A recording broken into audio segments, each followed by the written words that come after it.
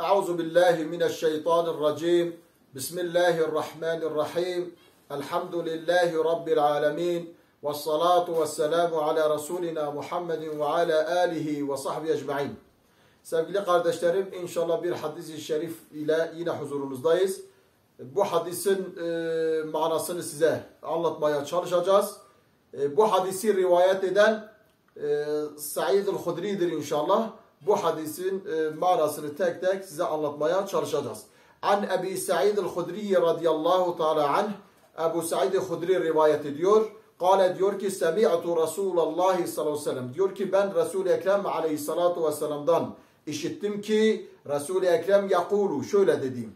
Men ra'a minkum munkeren.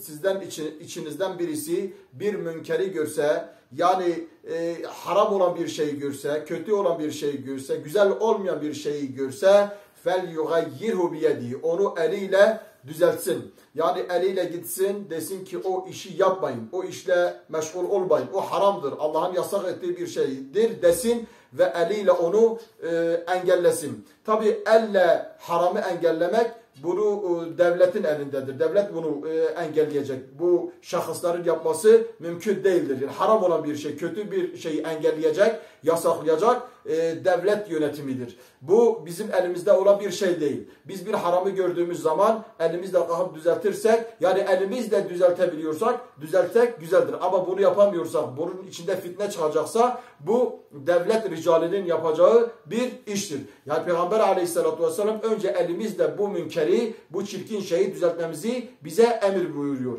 فَاِنْ لَمْ يَسْتَطِعْ devamında, hadisin devamında, eğer gücünüz buna yetmezse, siz elinizle bu münkeri düzeltemiyorsanız فَبِلِسَانِهِ dilinizle, yani burada dille tebliği, dille irşadı, dille o kötülüğü, o menhiyatı, o haramı men etmek, söyleyip de onu yapmamalarını teşvik etmek her bir Müslümana vazifedir. Her bir Müslüman haramı gördüğü zaman diliyle tebliğ edip o haramı Müslümanlardan uzaklaştırması kendisine bir vazifedir. Peygamber aleyhissalatü vesselam dilimizle ne yapmamız lazım? Haramı engellememiz gerektiğini söylüyor. Biz elimizle düzeltemediğimiz bir şeyi terk edip bırakmamız manalı bir şey olmaz. Resul-i Ekrem aleyhissalatü vesselam dilimizle ne yapmamız lazım? O münkeri, o haramı, Allah'ın yasak ettiği şeyi dilimizle tebliğ edip, dilimizle anlatıp o yasağı engellememizi emir buyuruyor. فَاِنْ لَمْ يَسْتَطِعْ buna da yetmiyor mesela gücün. Dilinle de bunu engelleyemiyorsun. Dilinle de ya da söyleyemiyorsun.